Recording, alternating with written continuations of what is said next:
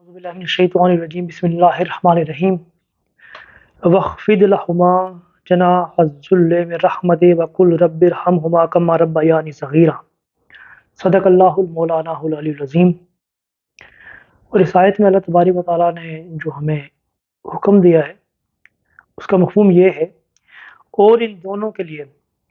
نرم دلی اور عجز و انکساری سے اپنے بازو جھکائے رکھو اور اللہ کے حضور یوں عرض کرتے رہو کہ اے میرے رب ان دونوں پر رحم فرما جیسا کہ انہوں نے بچپن میں مجھے رحمت و شفقت سے پالا تھا۔ اب یہ قرآن مجید میں اس آیت میں دو چیزیں ہمیں سکھائی جا رہی ہیں۔ پہلی تو یہ کہ اپنے والدین کے سامنے عجز و انکساری سے بازو جھکائے رکھنا، یعنی کہ مکمل سراپا عجز کا پیکر بن کے رہنا ہے۔ اور عجز جو ہے وہ متضاد ہے کبریائی کا، کبریائی تکبر، بڑائی، یعنی کہ کوئی شخص اپنی زندگی میں کسی بھی اسٹیج پر پہنچ جائے، اللہ کے فضل و کرم سے ڈاکٹر بن جائے، انجینئر بن جائے، پروفیسر بن جائے، کسی بھی بڑے عہدے پہ پہنچ جائے، بڑا آدمی بن جائے، لیکن اس کے والدین کی جو اسے عزت کرنی ہے وہ اسی طرح کرنی ہے، چاہے وہ دنیا کا بہت بڑا آدمی ہو، لیکن اس کے باوجود اس نے عجز و انکساری کا پیکر بنے رہنا ہے، اور یوں ہمیشہ رکھنا ہے کہ اس کے والدین جو ہے وہ اس کے آگے جو ہے وہ بڑے ہیں۔ تو یہاں پہ عجز و انکساری کا جو دامن ہے وہ کبھی نہیں چھوڑنا، والدین کے سامنے ہمیشہ اس طرح سے پیش آنا ہے کہ کبھی ایسا آپ کی باتوں سے انہیں نہ محسوس ہو کہ بچے جو ہے نا اب وہ بڑے ہو گئے ہیں اور اس طرح کی باتیں کر رہے ہیں جن سے ان کا دل دکھے۔ ہاں، یہاں پر یہ چیز ہے کہ ہو سکتا ہے کہ آپ کی رائے جو ہے وہ کیٹیگوریکلی، لاجیکلی، سائنٹیفکلی وہ آپ کی جو رائے ہے، آپ کی جو اوپینین ہے، وہ آپ کے والدین کے مقابلے میں، کی رائے کے مقابلے میں بہتر ہو، لیکن اس کو بھی سمجھانے کا ایک طریقہ ہے کہ عجز و انکساری کے ساتھ اپنے والدین کو آپ اپنی بات سمجھا سکتے ہیں، لیکن تکبرانہ انداز نہیں ہونا چاہیے۔ ایک مشہور واقعہ ہے، اکثر ہم سنتے رہے ہیں، ٹی وی پہ لیکچرز میں بھی سنا ہے اور ویسے کالجز، اسکول وغیرہ میں بھی سنا ہے کہ ایک شخص تھا، وہ ڈاکٹر بن گیا، اور ان کے جو والد صاحب تھے ان کو نا بھولنے کی بیماری تھی، الزیمر کی ڈیزیز تھی۔ الزیمر میں بندہ بہت زیادہ بھولتا ہے، تو وہ کوئی کتاب پڑھی ہوئی تھی، تو ان کے والد صاحب نے اس سے کہا کہ یہ کتاب جو ہے نا میری کہاں رکھی آپ نے؟ تو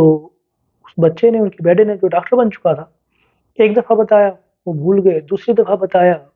بھول گئے، تیسری دفعہ بتایا بھول گئے، چوتھی دفعہ بتایا بھول گئے، چوتھی دفعہ چڑھ کے بولا کہ اب جو ہے نا میں آپ کو اس طرح برداشت نہیں کر سکتا، میں آپ کو 4 دفعہ پچھلے 5 منٹ بتا چکا ہوں کتاب کا، آپ پھر بھول جاتے ہیں۔ تو وہ جو والد صاحب تھے انہوں نے کہا کہ بیٹا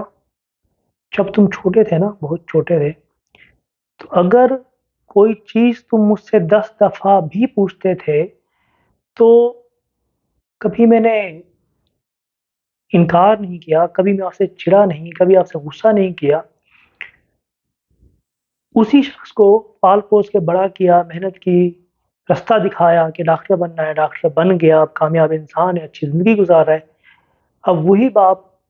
اگر چوتھی دفعہ صرف اپنی کتاب کا پوچھ رہا ہے تو بچہ چڑ جاتا ہے۔ تو اس طرح چڑنا نہیں ہے، ادب کا دامن ہمیشہ پکڑے رکھنا ہے، عجز و انکساری کا دامن پکڑے رکھنا ہے، تکبر نہیں کرنا۔ اور اسی آیت کے اگلے حصے میں اللہ تعالیٰ نے ہمیں دعا سکھانے کا طریقہ بھی بتایا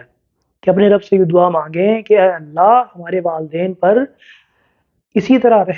رحم فرما جیسا کہ انہوں نے ہمیں بچپن میں رحمت اور شفقت سے پالا تھا۔ اس میں 2-3 چیزیں ہیں بہت قابل غور ہیں۔ ایک تو یہ کہ اللہ نے اس آیت میں جہاں اپنے لیے رب کا لفظ استعمال کیا ہے، وہیں پر والدین کے لفظ استعمال کیا ربیانی،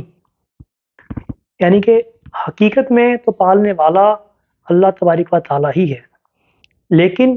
اس دنیا میں ہمیں پالنے والے، پرورش کرنے والے، خوراک کھلانے والے، ہر چیز کرنے والے جو ہیں وہ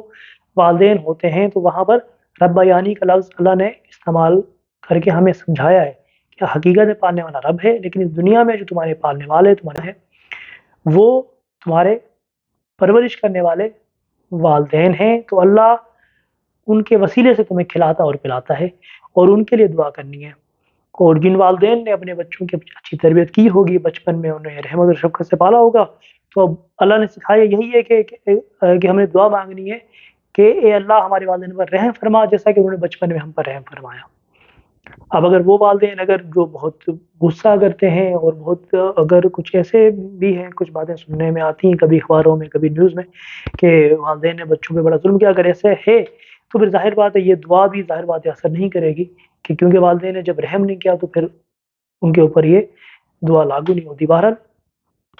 بچوں کے لیے یہ ہے کہ وہ جس وقت بھی دعا مانگتے ہیں، نماز پڑھتے ہیں، نماز بغیر کوئی اور اچھا کام کر کے جیسے بھی دعا مانگتے ہیں، جب بھی دعا مانگ رہے ہیں، ہر دعا میں